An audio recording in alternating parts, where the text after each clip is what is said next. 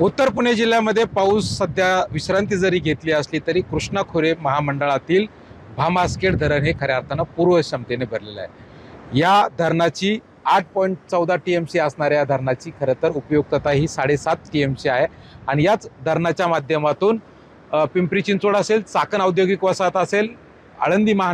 आळंदी नगर परिषद असेल, त्याचप्रमाणे शिरूर तालुका आणि दौंड तालुक्याला या पाण्याचा मोठ्या प्रमाणात उपयोग होतो आणि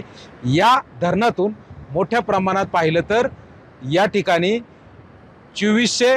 क्युसेक इतक्या वेगानं या ठिकाणी पाणी सोडण्यात आलेलं आहे आणि या धरणपट्ट्यामध्ये गेल्या 2-3 दिवसापासून बऱ्यापैकी पावसाचं प्रमाण असल्यामुळे 10,000 क्युसेकपेक्षाही जास्त वेगानं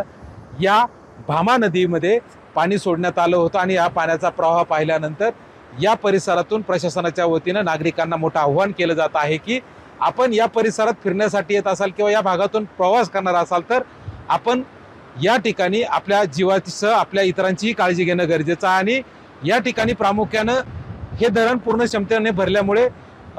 खेड तालुका असेल, चाकण असेल, त्याचप्रमाणे चाकण औद्योगिक वसाहत असेल, पिंपरी चिंचवड महानगरपालिका असेल, या मोठ्या प्रमाणामध्ये या पाण्याचा उपयोग केला जातो आणि या परिसरात समाधानकारक पाऊस झाल्यामुळे नागरिकांच्या पिण्याच्या पाण्यासह शेतकऱ्यांचाही पाण्याचा प्रश्न सुटलेला पाहायला मिळत आहे। अमोल दरेकर, जय महाराष्ट्र, भामासखेड, पुणे।